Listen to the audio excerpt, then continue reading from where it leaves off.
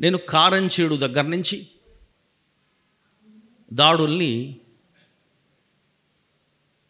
చూస్తున్నా కాదు, రాస్తున్నా, వెళ్తున్నా, రాస్తున్నా.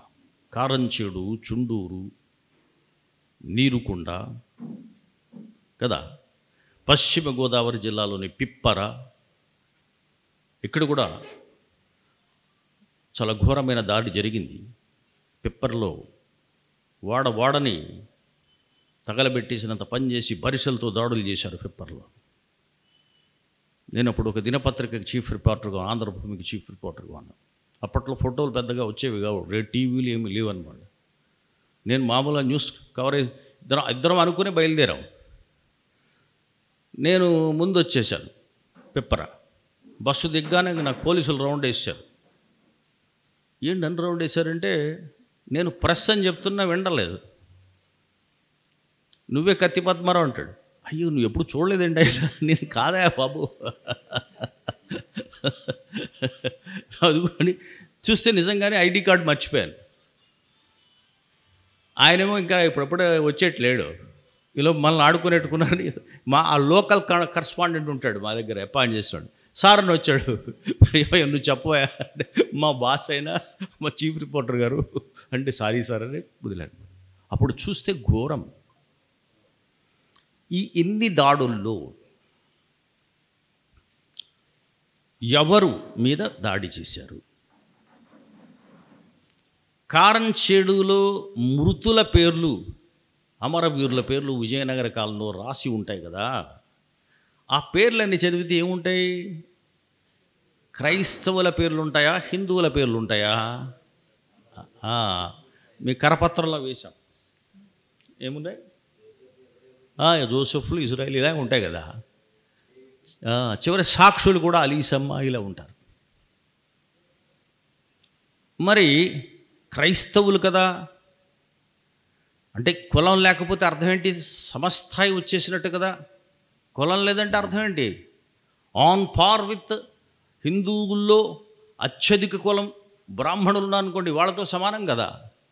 కావాలి కదా కులం లేకపోతే. సో ఇవాళ ఈ కేసును పెట్టినటువంటి ప్రాసిక్యూషన్ వారిని కానీ లేదా మరొకరిని కానీ మనం ఏం అడగాల్సింది ఏముంది? మరి అక్కడెందుకు చంపారు అని. సరే, చుండూరు జరిగింది. చుండూరులో మేము అక్కడికి వెళ్ళేసరికే నేను వేరే అప్పట్లో ఇండియా టుడేకి సరిసమానంగా వచ్చినటువంటి సుప్రభాతం అని పత్రిక ఉండేది. దానికి స్పెషల్ కరస్పాండెంట్గా ఉండేవాడిని. నేను మేడంని తీసుకుని కూడా వెళ్ళాం.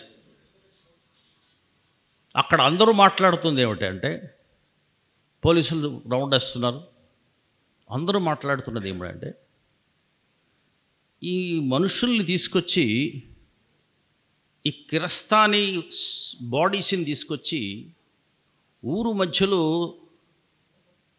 సమాధులుగా చేశారేమిటి.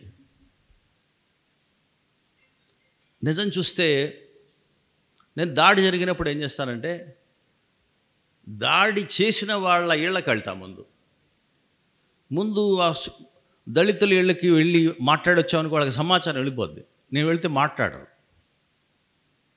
కానీ ముందు అక్కడికి వెళ్తా. అక్కడికి వెళ్ళొచ్చేటప్పుడు ఇక్కడ ఎవరు లేరు, స్త్రీలు పిల్లలు మాత్రమే ఉన్నారు, వృద్ధులు. మిగిలిన వాళ్ళంతా దాడి చేసి జంప్ చేశారు. తరిమి కొట్టి కదా పొలాల్లో ఒక్కొక్కళ్ళని బరిసెలతో నరికి గన్ని బ్యాగ్స్ కుక్కి కాలువలో వేశారు. ఒకే ఒక వ్యక్తి కొంచెం తప్పించుకుని వణుకుతూ చూస్తున్నాడు, సాక్షి. అతని పేరు అనిల్ కుమార్. మేము అక్కడ శిబిరం దగ్గరికి వెళ్ళినప్పుడు మొత్తం జరిగింది కళ్ళకు కట్టినట్టు చెప్పాడు. సార్, వీళ్ళందరూకి ఆశ్రయం ఎవరిచ్చారు అంటే, ఎక్కడ తలదాచుకున్నారంటే ఒక చర్చిలో తలదాచుకున్నారు. మొత్తం చర్చే వాళ్ళకి అండగా ఉంది.